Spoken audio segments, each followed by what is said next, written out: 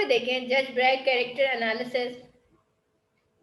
First of all, we hear about Judge Bragg as the man who helped Aunt Juju arranging to put up the money for the security deposit. Then we learn that he helped Desmond with the finances involved in buying the dream house. When he first visits to Desmond, he brings the news with regard to Desmond getting the post as a professor. So it's clear that this is a guy who makes things happen. He's a man of action. First of all हमें जज Bragg के बारे में पता चलता है, एक आदमी जो कि हेल्प करता है आंट जूजू को, जो कि अरेंज करती है to put up money for security deposit. फिर वो हम ये जानते हैं कि वो हेल्प करता है डेस्मंड की तमाम फाइनेंसेस में जो इन्वॉल्व होते हैं in buying the dream house. फिर when he first visit to the Tesman, जब वो पहले टेस्टमैन को विजिट करता है तो वो ये न्यूज़ लेके आता है टेस्टमैन के लिए, getting the post as a professor.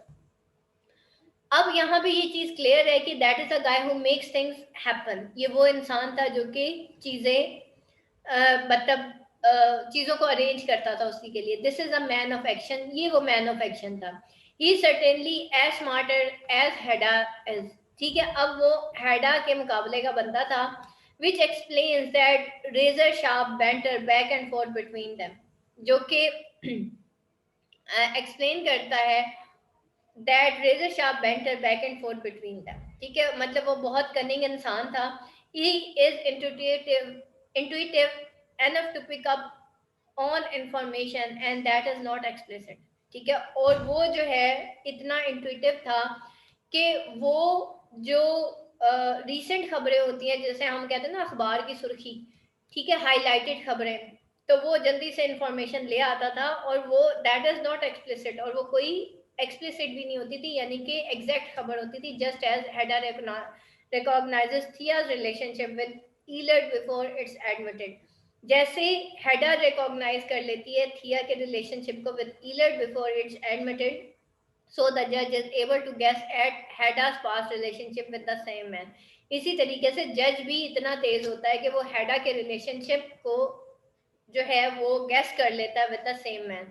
Like Hedda, he feels out a situation for information before revealing his hand. We can see a great example of this in Act 4. Hedda की तरह वो भी क्या है, he feels out a situation for information. वो जो है feel out करता है एक सिचुएशन को for information before revealing his end. We can see a great example of an, कि वो जो है बिफोर रिवीलिंग हिज हैंड, यानी कि वो कोई भी चाल चलने से पहले पूरी इंफॉर्मेशन जो है वो ले लेता है. एक बात अपने ध्यान में, तो like Hedda he feels out situation when he arrives with the news of Eilert suicide. जैसे ही वो जो है ईलर्ट की सुसाइड के साथ, उस न्यूज़ के साथ जो है पहुंचता है, तो वो फौरन से बिफोर रिवीलिंग हिज हैंड वो फौरन से बताता है. वी कैन सी कि किस तरीके से वो खबरें लेके आता है. In Hedda's character we note that her greatest asset is her ability to make other confess. उसकी सबसे बड़ी, हेडा के कैरेक्टर में हमने ये देखा कि उसकी सबसे, हेडा की सबसे बड़ी एबिलिटी क्या थी कि वो लोगों को अपने सामने कन्फेस करवा लेती थी. And Brack is the only man able to turn this table on her. और ब्रैग वो वाहिद बंदा था जो इसी टेबल को उसके ऊपर टर्न ऑन कर देता था, यानी कि उसी की उसी के ऊपर टर्न कर देता था. She ends up confessing to him. उसने भी उसके ब्रैग के सामने कन्फेस किया. In fact Brack is the only character that Hedda is ever honest with. ठीक है, और ब्रैग सिर्फ वाहिद वो कैरेक्टर था जिसपे हेडा ने रिलाई किया था. For example the passage where she confesses the trick she played on aunt Juju about her head. For example वो डायलॉग, वो पैसेज जहाँ पे वो ये कन्फेस करती है the trick she played on aunt Juju about her head, उस trick के बारे में जो कि आंट जूजू के हेड के बारे में उसने प्ले किया. She then says things come over me just like that suddenly and I cannot hold back. वो कहती है इस तरह का मिजाज, इस तरह की चीजें मेरे ऊपर अचानक से आती हैं, यानी कि उसको आदत है लोगों के साथ ट्रिक प्ले करने की, लोगों को मैनिपुलेट करने की, और वो उसको होल्ड बैक नहीं कर सकती. द जज also shares हेडा's dislike for traditional Victorian values. हेडा का जज शेयर करता है हेडा की dislike for traditional Victorian values. He seems to have no interest in marriage. To both of them, secrets and intrigue are more stimulating to the mind then Wen is above the table. Both have penchant for the back ways and they find piquant. It's also worth nothing that at the end of Hedda Gabler, Judge becomes the first character to ever have power over Hedda to hold her destiny in his hand as she so desired to do to Elad. ठीक है, अब क्या है यहाँ पे वो कहता है कि इट्स वर्थ नथिंग, कि इसका कोई मतलब इससे कोई फर्क नहीं पड़ता कि एट द एंड ऑफ हेडा जज जो है वो फर्स्ट कैरेक्टर था जो कि एवर पावर करता है, हैव पावर ओवर हेडा। ठीक है, जो कि अब उसकी पावर जो है वो हेडा के ऊपर, मतलब वो हेडा के ऊपर एक असर रखता था, to hold her destiny in his hand. अब उसने उसकी डेस्टिनी अपने हैंड्स में होल्ड कर ली थी as she so desire to do Eilert, और जो कि वो चाहती थी कि वो ईलट की डेस्टिनी को होल्ड करे। Brack is in many ways the male Hedda. अगर देखा जाए तो कई तरीके से वो मेल हेडर था।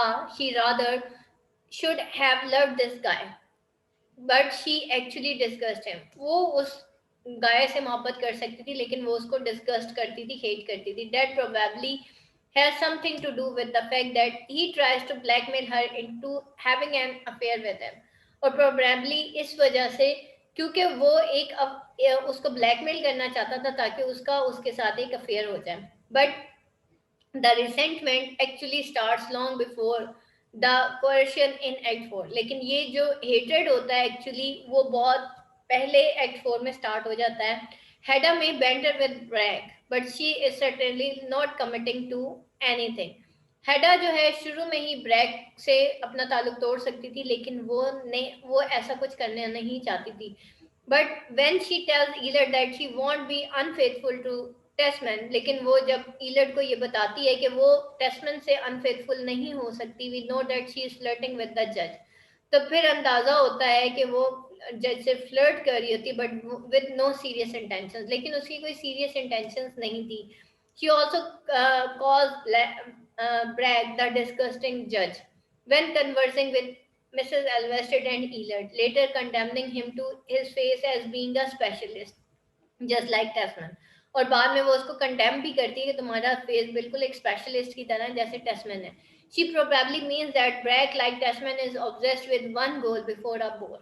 और वो probably means that उसका क्या मकसद था कि ब्रैग जो है टेस्मैन की तरह एक ही गोल के पीछे लगा हुआ है, therefore a boar। इस वजह से वो भी एक बोरिंग इंसान है क्योंकि उसकी भी जिंदगी का एक ही मकसद है ब्रैग की। It is just that Brack speciality is trying to sleep with Hedda, so he loses her attention after a little bit of his appearance। He loses the sympathy not only of Hedda but also of the reader as he appeared to be cheat। ठीक है, और इस वजह से वो ना सिर्फ हेडा की सिंपैथी लॉस कर लेता है बल्कि also the reader as he appear to be cheat, क्योंकि वो एक फ्लर्ट, फ्रॉडलेंट और एक लेक्चरस पर्सन होता है in final calculation. He proves to be serpent and an intruder who gale the conjugal relationship of Hedda and Tasman। ठीक है, वो एक सर्पेंट और इंट्रूडर साबित होता है जो कि हेडा और टेस्मन के शादीशुदा मैरिटल स्टेशन के रिलेशनशिप के लिए एक जो है मतलब बुरी चीज साबित होता है, एक थ्रेट साबित होता है। पॉइंट्स टू रिमेंबर है यहाँ पे। एट फर्स्ट जज brake appears to be benefactor of George family। Both Hedda and Brack shares qualities like intelligence, sharp-mindedness, ability to extract information. Like Hedda, he too disliked Victorian values and conversative atmosphere. Thus, Brack in many ways male Hedda, but he fails to get control on Hedda in spite of all the manipulation। अच्छा जी, अब finally there is the character of Hedda Gabler, और ये